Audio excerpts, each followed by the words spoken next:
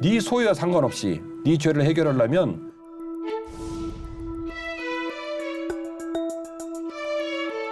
사람이 죽어야 직성이 풀려. 맞아요. 얼마나 자상하시고 섬세하시고 자비로우시고 따뜻하시고 위로가 충만하시고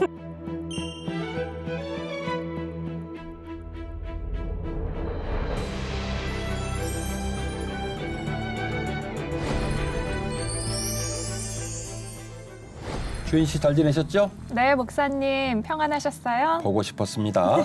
저도요. 지난주 저지난주 우리가 느헤미야 얘기를 나눴는데요. 네. 느헤미야 두 번째 시간에는 갑자기 가슴이 복받쳐 올라서 막 울어가지고 네. 마음이 아팠는데 저는 좋았어요. 여전히 제 안에 목사의 양심, 또 목사의 눈물, 또 목사의 저항이 살아있다는 생각이 들어서 좋았고 죽을 때까지 이 감정, 이 느낌 잊지 말아야지 이런 마음을 갖고 일주일을 보냈습니다. 주인 씨도 어떤 근황이 있었어요?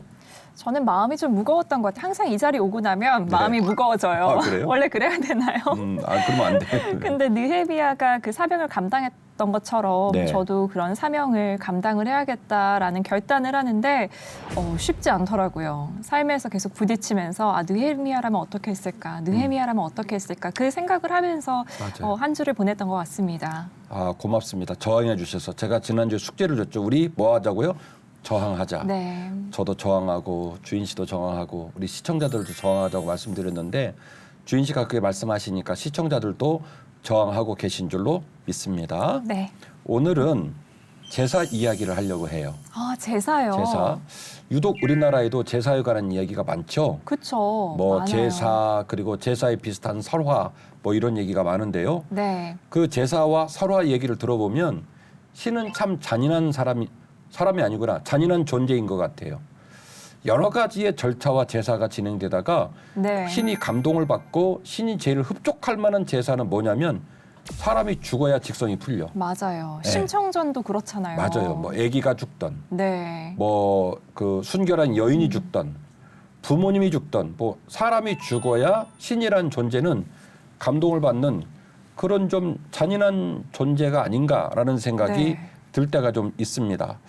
모든 신은 인간을 지배하고 군림하기 위해서 인간을 가장 고결한 그 제물의 대상으로 보는 것처럼 보여지는데요. 네. 우리나라 같은 경우에는 효녀 심청 이야기가 대표적인 예가 되겠습니다. 그쵸. 신봉사 아버지가 눈을 뜰 수가 없어가지고 효녀 심청이가 너무 그 아빠가 앞을 보지 못하는 것이 속상해가지고 나중에는 결국 배를 타고 나가서 임당수에 몸을 던져가지고 자기 목숨을 바쳐서 아빠의 눈을 뜨게 하죠. 네. 그래가지고 나중에 이제 용왕님이 심청이를 살려줘가지고 심청이가 왕비가 되고 그런 얘기가 나오는데 그런 설화에도 보면 결국에는 그렇게 나중에 그 아빠가 막 그 울부짖잖아요. 딸이 죽었다는 얘기를 네. 들으면서 그러니까 예쁜 딸이 죽어야 직성이 풀리나 봐요. 주인 씨도 뭐 해줄 맞아요. 얘기 뭐 생각나는 거 있어요? 저는 목사님께서 그 심청전 이야기를 하니까 황금 두꺼비전이 생각이 나는데 예, 예. 아시죠? 예, 예, 예. 네.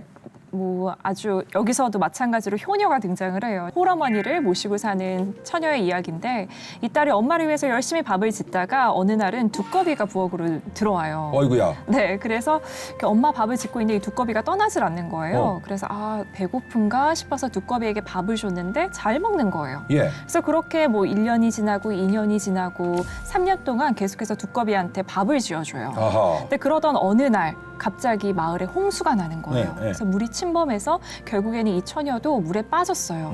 그래서 이 처녀가 사람 살려 하고 외치니까 그때 바로 이 두꺼비가 등장을 하는 거예요. 은혜를 갚으려는 마음으로 두꺼비가 이렇게 등을 내주면서 자기 등을 타라고. 이야. 그래서 소녀를 태우고 뭐 사실은 이게 어떻게 두꺼비가 사람을 태우겠어요. 그래도 아무튼 설하니까, 설하. 네, 설하니까 근데 두꺼비가 이제 이 소녀를 태우고 죽을 힘을 다해서 헤엄쳐서 갑니다. 그래서 이 소녀를 이제 강키스에다가 내려다 주고 자기는 죽어요. 아, 두꺼비가 죽는구나. 네, 그래서 사람들이 이 두꺼비를 기리면서 동산에 묻어주고 두꺼비를 위해서 제사를 지냅니다. 그리고 이제 이 두꺼비가 이 소녀를 내려준 그 자리가 이 두꺼비 나루다라고 표현을 하면서 아, 그래요? 섬진이라고 이야기를 해요. 아. 그래서 이제 두꺼비 섬자를 쓴 거죠. 그렇게 섬진강으로 불리게 되었다고 해요. 세상에 대단하다. 주인 씨 얘기하는 거 들어보니까 우리 주인 씨는 주일학교를 맡으면 좋을 것 같아요. 아이들 군만 공부하면 아이들이 막 귀가 막 선생님 그랬군요. 막 이렇게 들을 것 같아요. 막. 결국에 신들의 이야기를 보면 심청이가 죽어야 직성이 풀리고 그렇죠. 그렇게 고마운 두꺼비가 죽어야 직성이 그쵸. 풀리고 신이란 존재는 인간을 학대하고 군림하고 그 인간이 가장 고결하고 소중한 걸 바쳐야 직성이 풀리는 그런 존재가 아닌가 싶어요. 그런데요, 성경을 이렇게 깊이 살펴보면 구약 성경에서 신약 성경에 이르기까지 제가 지금 성막과 성전에 관한 주제들로 많이 덧입히를 하고 있는데 네. 어쨌든 성막 이야기, 성전 이야기가 주를 이루고 신약에 넘어가서도 성전 이야기는 매우 중요한 화두입니다. 예수님이 움직이실 때 막 이제 갈등이 일어나고 이런 일이 벌어지잖아요. 그리고 하나님께서 성막을 설계도를 만들어서 주시면서 지으라고 말씀하셨고 성막에 임재하셔서 쉐키나 임재의 구름으로 하나님의 존재를 드러내셨고 그리고 또 성전에서 하나님의 마음을 두시고 눈을 두시고 영광 받으시는 내용들이 나오고 네. 신약을 넘어가게 되면 예수 그리스도께서 십자가에 달려 돌아가심으로 성전을 대체하는 놀라운 그렇죠. 사건이 벌어지죠. 네. 휘장이 갈라지고 영원한 대속죄물과 대제사장이 되셔서 우리에게 만인 대제사장의 놀라운 기념비적인 선물을 주시고 후에 이제 사도 바울의 서신서로 넘어가면 너희들이 몸이 거룩한 성전인 줄 왜 모르느냐 여기까지 진행이 되는 것이죠. 그런데요, 이 성막과 이 성전이 그런 건물이 만들어졌을 때 그러면 이 건물이 뭐 하는 건물이냐? 이 건물에서 행해내는 행위 중에 가장 중요한 게 뭐냐? 그게 바로 뭐냐면 제사예요. 그런데 네. 앞서 주인 씨하고 일반적인 종교들이 보여주는 제사법, 일반적인 종교의 신들이 원하는 제사와 하나님이 말씀하신 제사가 같을까? 이거 생각해 보자는 거예요. 많은 교회의 그 신자들이 두려움인지 아니면 의도적인 거부감인지는 모르겠지만 제사법을 바라보는 시선이 곱지만은 않은 것 같아요. 그 목사님들도 네. 주로 설교 잘 안 하시고요. 신자들도 제사법을 물어보면 내용을 잘 모르거나 어려워요. 어렵다고 네. 느끼는 경우가 많죠.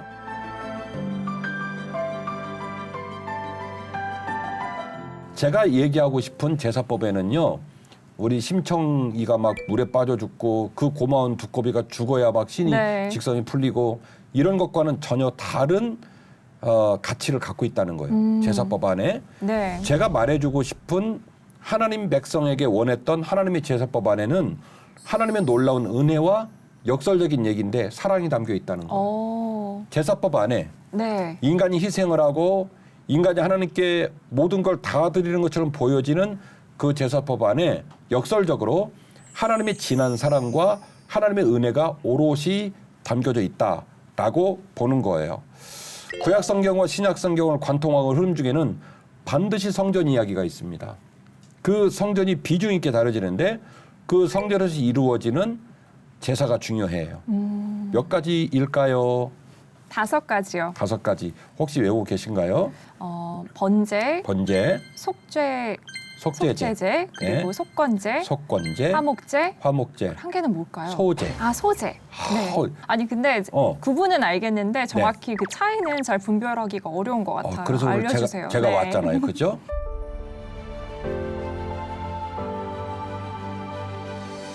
자, 번제는 불로 태워서 드리는 건데 네. 생명 있는 것으로 자신의 생명을 대속하는 의미를 갖고 있어요. 네. 헌신.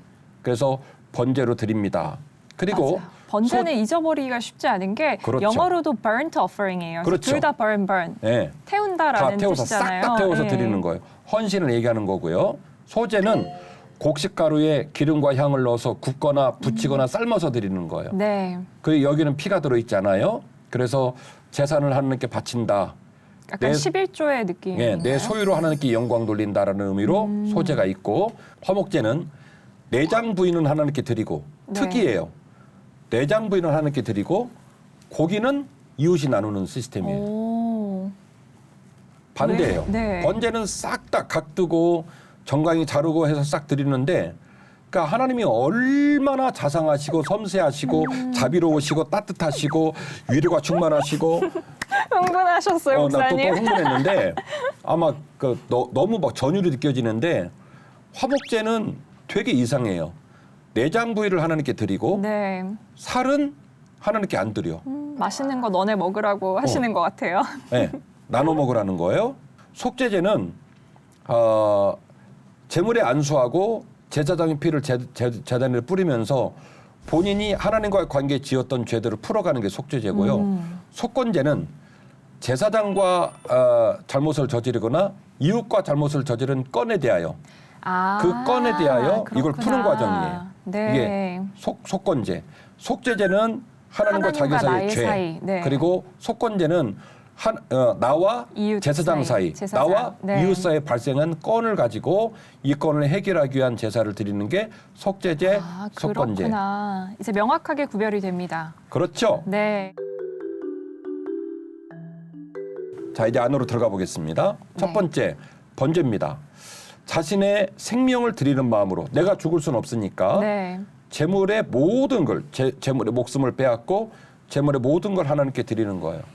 번제의 히브리의 원어는 올라라고 하는데 놀랍게도 이게 느낌상 비슷한 게 뭐냐면 올라라는 뜻이 뭐냐면 올라간다라는 뜻이에요. 그래서 한국말하고도 잘 유비가 되는데요. 네. 제물의 전부를 다 바치는 거예요. 수소를 잡거나 양이나 염소나 비둘기를 잡아서 싹 다 드리는 거예요. 방법은 어떻게 하냐면 번제를 드릴 때 제사장이 제물을 잡느냐 그렇게 알고 있는 성도도 많더라고요. 그렇지 않아요. 네. 누가 잡냐면 번제를 당사자가. 드리는 네. 당사자가 잡아요. 제물을 가지고 왔잖아요. 네. 순결한 제물을 가지고 왔습니다. 나는 나 대신 얘를 죽여야 됩니다. 그럼 제사장 손에 맡기면 좀 양심에 들 가책이 되잖아요. 네. 내가 하는 건 아니니까. 근데 번제 방법은 제사장이 대신하는 게 아니에요. 누가 거두냐면 본인이 거두어요. 네. 그리고 본인이 먼저 그 제물에다 안수를 합니다. 안수는 제사장이 하죠.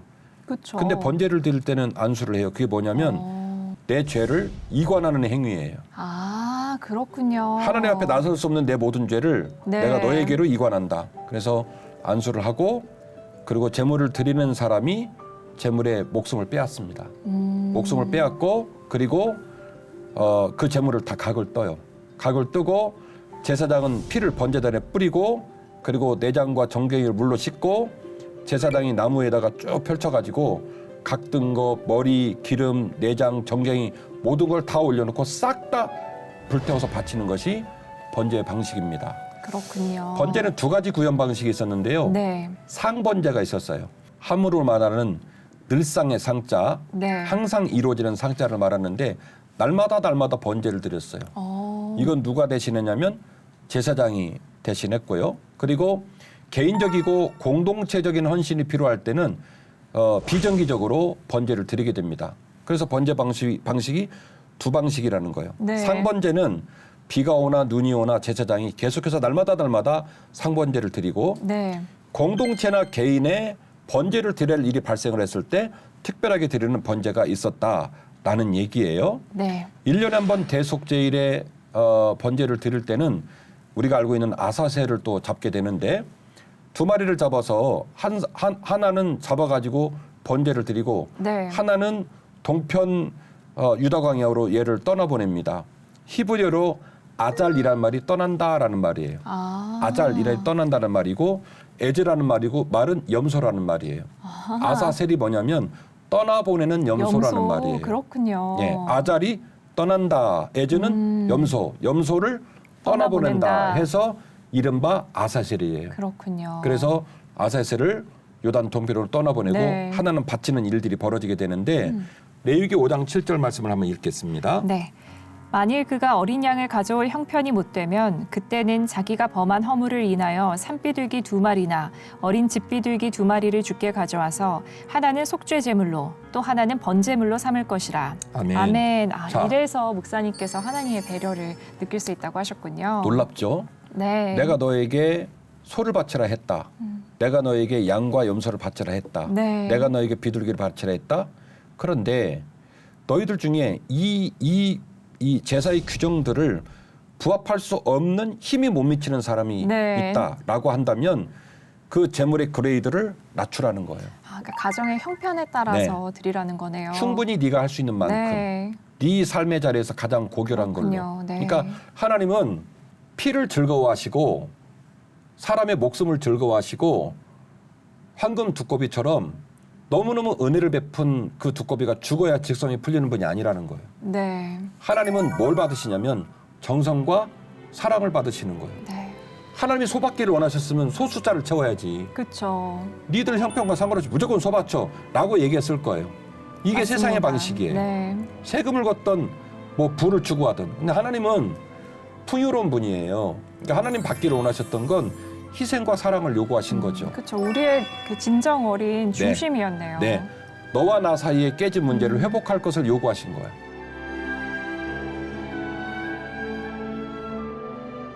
두 번째 뭐가 있다고 그랬죠? 소재요. 소재. 나의 소유를 드리는 소재. 소재는 재산을 바치는 행위인데 네. 수고하여 농사한 곡식을 기름과 향을 넣어 굽거나 부치거나 삶아서 하나님께 기쁨으로 드리는 거예요. 네. 삶 속에서 주어지는 소득에 대한 감사의 마음으로 하나님께 제물을 드리는 겁니다. 우리가 보통 이제 우리의 일상적인 그 예배 모습에서 생각할 수 있는 건 맥주감사절, 추수감사절 네. 생각해 보면 생각이 날 거예요. 네. 보통 우리가 자녀들이 이렇게 그 직장에 취업을 하면 자식을 열심히 양육하셔서 자식들이 취업을 하면 보통 첫 월급 받으면 상징적인 의미가 있는 것 같아요. 부모님 내의, 맞아요. 네, 속옷 사고, 네. 금일봉 준비하고 그래서 그때 참 우리 성도들 보니까 보람 있어 하더라고요. 엄마 때문이었어요. 아빠의 돌봄으로 제가 드디어 돈을 버는 사회인이 됐어요. 그래서 기쁨으로 이게 부모님께 드리잖아요. 맞아요. 소재는 말하자면 그런 의미예요. 네게부 지역에 이스라엘 백성이 들어가게 되는데 제가 그 땅이 어떤 땅이라고 그랬냐면 물이 고이지 않는 땅이라고 그랬죠. 물이 비가 내리면 싹 흘러가는 땅이에요. 그래서 하나님께서 말씀하시기를 구역 성경 새초부터 새말까지 네. 개역 개정은 연초부터 연말까지 내 눈과 마음이 항상 이곳에 있을 것이다. 너희들이 잘 먹고 살 수 있도록 이슬을 내리고 비를 내리고 경작물들을 돌볼 것이다. 하나님이 약속하시거든요. 그래서 젖과 꿀이 흐르는 약속의 땅인 거예요. 아멘. 젖과 꿀이 그냥 흐르는 게 아니라 네. 하나님의 약속이 들어가야 젖과 꿀이 흐르는 거예요. 그렇죠. 이처럼 하나님이 함께 하셨습니다. 하나님이 부어주셨습니다. 라고 고백하고 드리는 게 소재. 두 개 했네요. 번제, 소재.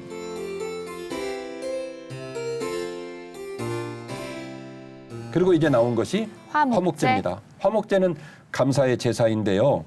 감사할 일이 있을 때 내장을 불살라서 하나님께 다 드리고 특이하죠. 뭘 드리냐면 내장을 드리고 드려요. 고기는 제사장과 본인이 먹거나 이웃과 나누는 건데 시스템이 놀라워요. 자, 함께 보겠습니다. 레위기 7장 한번 읽어주세요. 네. 그 기름은 제단 위에서 불사를 것이며 가슴은 아론과 그의 자손에게 돌릴 것이며 또 너희는 그 화목제물의 오른쪽 뒷다리를 제사장에게 주어 거제를 삼을지니 아론의 자손 중에서 화목제물의 피와 기름을 드리는 자는 그 오른쪽 뒷다리를 자기의 소득으로 삼을 것이니라. 아멘. 아멘. 놀라운 시스템인데요. 하나님께서 11조는 목적 헌금이었어요. 성전을 돌보는 제사장과 레위인들을 먹고 살 수 있도록 생계를 유지할 수 있도록 하는 시스템이 있었고 고아와 과부들을 돌보는. 네. 그래서 구약 성경에 나오는 11조는 매우 중요한 공조세 개념을 갖고 있었는데 네. 자, 그런 맥락 속에서 하나님의 시스템이 뭐냐면 너희들이 화목제를 드렸을 때 그 화목제를 드림이 너희만 풍요로운 게 아니라 제사장 그 모든 일들을 돌보는 레위에게까지 모든 사람이 하나님 앞에서 화목하고 평화를 누리라는 거예요. 그래서 화목제를 드리고 나면 제물의 가슴 부위, 이 가슴 부위는 아론과 아론의 자손들에게 줘라. 네. 제물의 가슴 부위는 그다음에 오른쪽 뒷다리는 이 모든 제사에 관여하는 제사장들에게 줘라. 네. 그리고 나머지는 네가 먹어라.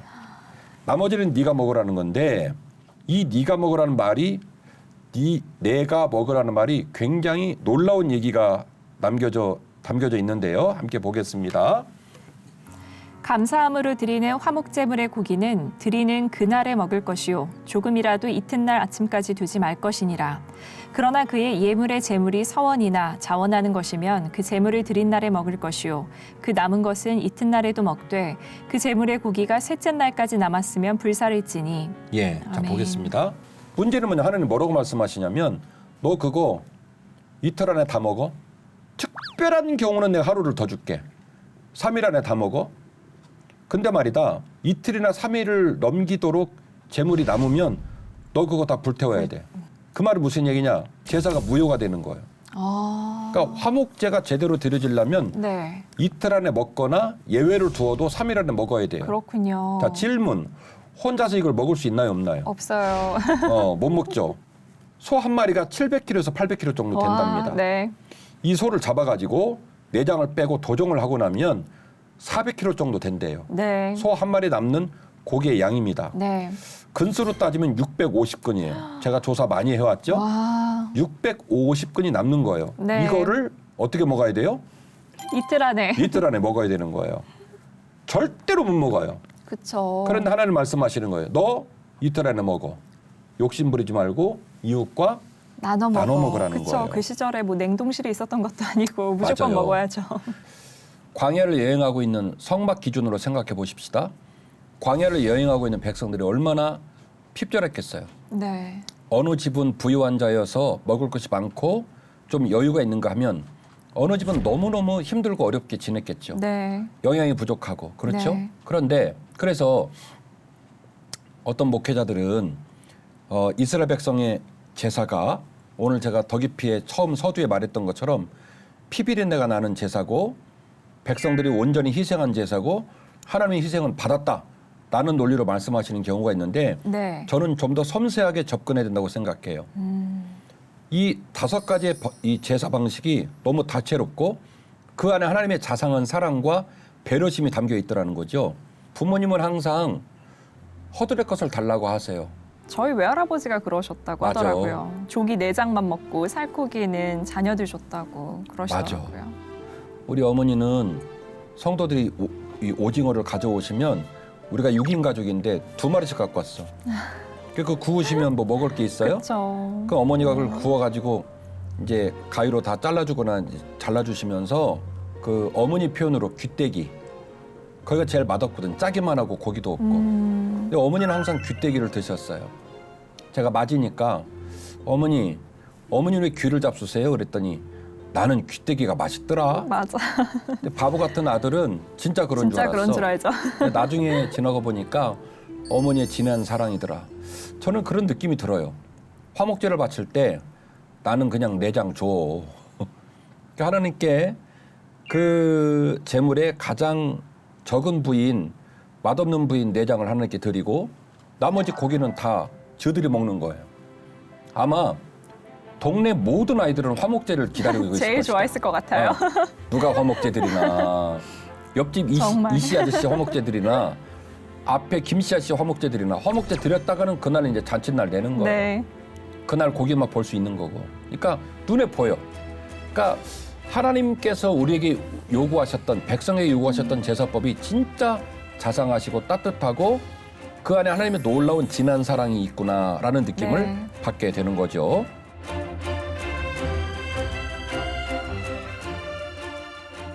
네 번째가 뭐라고 그랬죠? 속죄제. 속죄제. 죄를 범하면 하나님과 깨진 문제를 회복시키는 제사가 속죄제입니다. 용서하시는 하나님의 마음으로 하나님께서 그 제사를 받으시고 그 죄를 용서해 주시는 거예요. 그런데 놀라운 시스템이 나옵니다. 여기서 제가 강조하고 싶은 문장이 뭐냐면 힘에 못 미치면 아, 여기서 나오는군요. 힘이 미치지 못하면 네. 이라는 말인데요. 자, 읽어주실래요? 만일 그의 힘이 어린 양을 바치는 데에 미치지 못하면 그가 지은 죄를 속죄하기 위하여 산비둘기 2마리나 집비둘기 새끼 2마리를 여호와께로 가져가되 하나는 속죄 제물로 삼고 하나는 번제물로 삼아 제사장에게로 가져갈 것이요 제사장은 그 속죄 제물을 먼저 드리되 그 머리를 목에서 비틀어 끊고 몸은 아주 쪼개지 말며 그 속죄 제물의 피를 제단 곁에 뿌리고 그 남은 피는 제단 밑에 흘릴지니 이는 속죄제요.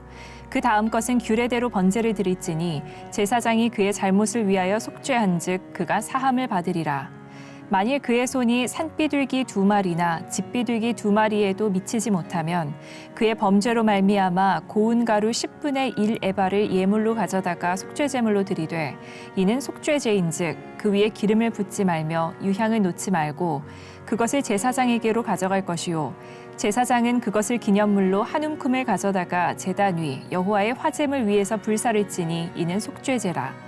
제사장이 그가 이 중에서 하나를 범하여 얻은 허물을 위하여 속죄한즉 그가 사함을 받으리라. 그 나머지는 소제물 같이 제사장에게 돌릴지니라. 아멘. 아멘. 와, 그러니까 비둘기를 바칠 능력이 안 되면은 곡식으로라도 대체를 하라는 말인 거잖아요. 놀라운 내용인데요. 내려가다 어디까지 내려가냐면 밀가루까지 내려가는 거예요. 네. 밀가루, 고운 밀가루 10분의 1 에바까지 내려가는 거예요. 이런 걸 제사라고 할 수 있을까 싶은 그 하찮은 것까지 내려가는데 가장 핍절하고 어려운 사람마저도 하나님께 죄를 풀고 하나님께 제사할 수 있는 기회를 주시고 손을 내밀어 주신 거예요. 네가 어린 양이나 염소를 바쳐야 되는데 힘에 미치지 못하느냐? 그러면 산비둘기나 집비둘기 2마리로 낮춰.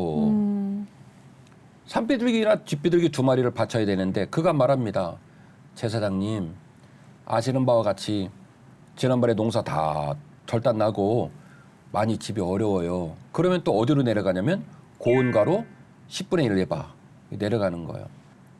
뭐 우리 황금 두꺼비, 임당수 심청이 그런 어떤 우리가 이해할 수 없는 그런 제사를 요구하는 분이 아니에요. 하나님은 당신과 백성이 깨어지고 백성들이 하나님을 섬기지 못하는 상황에서 그들을 다시 품에 끌어안는 그 통로로서 중요한 통로로서 제사를 설계하셨지만 네. 그 제사는 백성을 억압하고 통치하기 위한 제사가 아니라 백성을 살리기 위한 사랑의 통로였다는 거예요. 그렇네요. 그래서 네. 백성들의 형편과 처지에 따라 그들이 마음껏 제사할 수 있도록 문을 열고 방법을 개발하고 그런 구조를 만들어준 것이 5가지 제사예요. 네. 그래서 말하는 거예요. 힘이 미치지 못하면. 못하거든. 너무 은혜가 되는 단어예요. 세상은 기준이 엄중하죠. 그 차가 얼마짜리냐, 그 집이 얼마짜리냐, 당신 어느 대학 나왔냐, 당신 주인공이냐, 조연이냐, 뭐 이렇게 기준이 엄중하죠. 그런데 하나님은 있는 그대로 기뻐하시는 분이에요. 고운 가루 10분의 1 에바여도 나는 그것을 소 이상으로 받겠다. 와.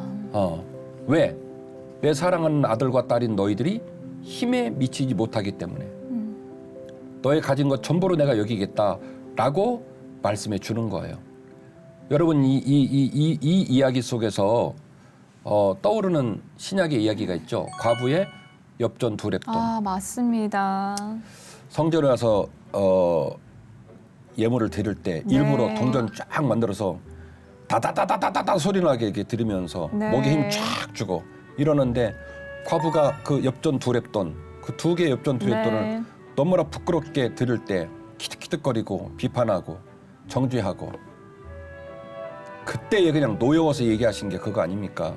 이 여인은 자기 가진 것의 전부를 드렸다. 이렇게 얘기하잖아요. 그래서 결국 이 속죄제의 이 예법들을 생각할 때 우리가 기억해야 될 포인트는 뭐냐면 속죄제의 분량과 속죄제의 가치가 중요한 게 아니라 네가 드릴 수 있는 범주 중에 가장 아름다운 헌신이었으면 좋겠다. 그래서 힘에 미치지 못하면 힘에 미치지 못하면 이란 말이 너무너무 중요했다라고 하는 것이죠.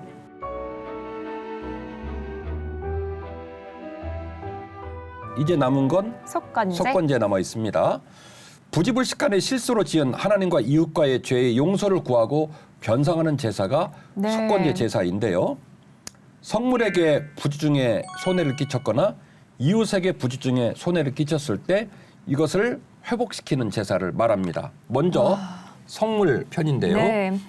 누구든지 여호와의 성물에 대하여 부지 중에 범죄하였으면 여호와께 속건제를 드리되 내가 지정한 가치를 따라 성소의 세겔로 몇 세겔 은에 상당한 흠없는 순양을 양떼 중에서 끌어다가 속건제로 드려서 성물에 대한 잘못을 보상하되 그것의 5분의 1을 더하여 제사장에게 줄 것이요 제사장은 그 속건제의 순양으로 그를 위하여 속죄한즉 그가 사함을 받으리라. 아멘. 아멘. 1급 김에 네. 그러면 이웃에 대한 분도 한번 봅시다. 네.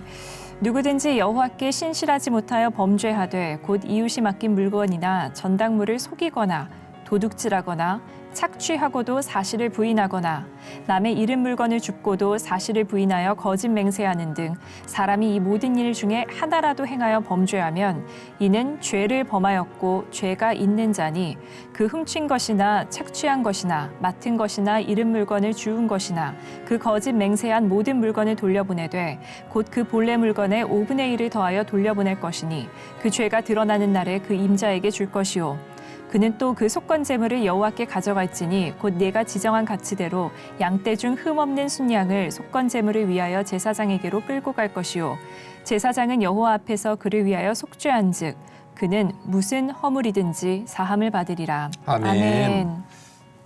결국 속건제는 네. 부지불식간에 성전에서 제사장과의 관계 속에서 성물에 대한 죄를 범했던 네. 이웃과의 죄를 범했던 그 부분들을 풀 수 있는 제사법으로 문을 열어주신 거예요. 그래서 네. 원래 손해의 5분의 1을 더해서 여기서 우리가 놀랍게 하나 깨닫게 되는 것은 한번 결심을 하고 삶의 태도를 정하고 싶은 것이 있는데 뭐냐면 주운 것을 가지면 안 된다는 거예요. 오늘 맞습니다. 본문에 나오죠. 네. 주운 걸 가지면 그 주인의 애탐을 생각하고 꼭 돌려주라는 거예요. 참 우리 하나님은 복지에 엄청난 관심과 이 사랑이 있었던 것 같아요. 맞아. 그냥 그리고 개인의 삶을 넘어서 공동체의 그 윤택함을 굉장히 중요하게 생각하시네요. 그렇죠. 왜냐하면 다 동족이고 이웃이니까. 네. 화목제도 마찬가지지만 그리고 네가 욕심이 나가지고 그날따라 그걸 도저히 돌려줄 마음이 없어갖고 못 돌려줬으면 속건제해서 네. 원금 플러스 5분의 1 1. 갚어.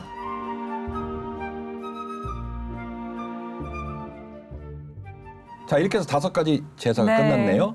번제, 소제, 화목제, 속죄제, 속건제. 쉽죠? 아주 쏙쏙 이해가 돼요. 오케이. 이제는 헷갈리지 않을 것 같아요, 목사님. 화목제를 가운데 두면 딱 다 외워져요. 네. 자 그러면 제단의 제물은 불을 붙여 태우잖아요. 그렇죠. 이 불은 누가 붙였을까요?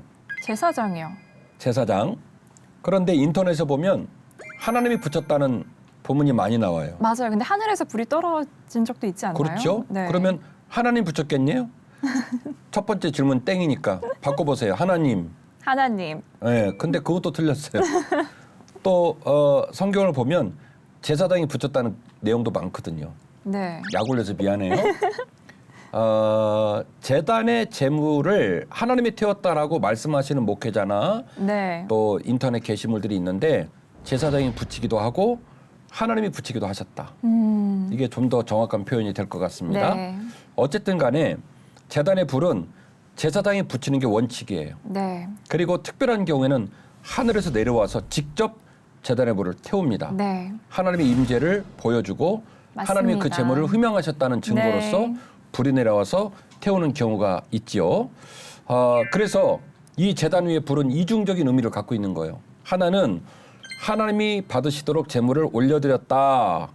그때는 제사장이 불을 붙이는 의미가 있겠죠. 네. 두 번째는 하나님이 이 모든 제물을 받으셨다라는 상징적인 의미. 그때는 또 누가 붙이겠어요?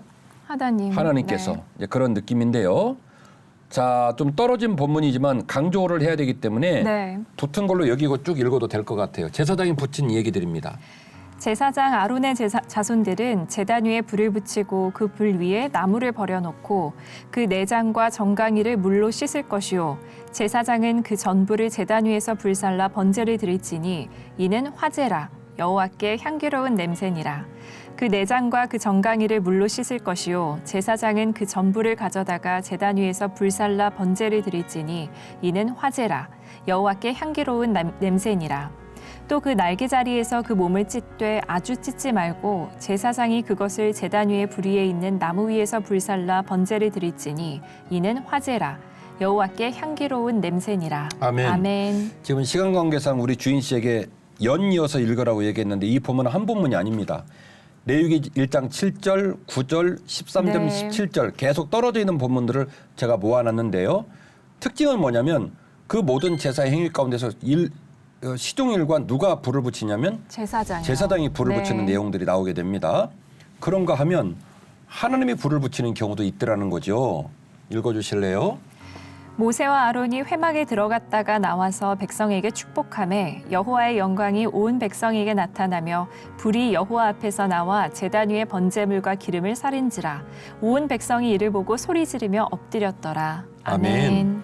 자, 레위기 9장에서는 거꾸로 제단 위에 제물 위에 하나님의 불이 확 내려와서 네. 그 제단의 제물을 태우는 일이 벌어지게 되는 거죠. 다시 말씀을 드리면 최종적 행위의 제사의 꽃, 결말은 뭐냐면 하나님께 드려지는 거예요. 아멘. 그래서 제사장이 불을 붙이면 하나님 이 모든 제사와 영광과 눈물을 하나님께 바쳐드립니다. 하나님 붙이시면 내가 이 모든 제사에 임하여 너의 향기나는 제물을 받았다. 아멘. 하나님의 통치를 경험하는 일들이 되어야 되겠죠. 오늘 우리로 따지면 우리는 제사를 드리지 않죠. 우리는 예배당에서 예물을 드립니다.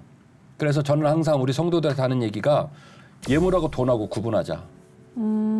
우리 주인 씨가 기억을 하지만 아버지나 할아버지께서 헌금을 드리실 때 심지어 그 지폐를 물에 빨아가지고 대리미로 다리셔서 드렸다고 말씀드렸잖아요. 네. 그 정신이 뭐냐면 하나님께 나는 돈을 드리지 않겠다는 거예요. 내 소유를 드리지만 그 안에 정성과 눈물과 희생을 담아서 정성과 사랑을 드리겠다는 얘기죠.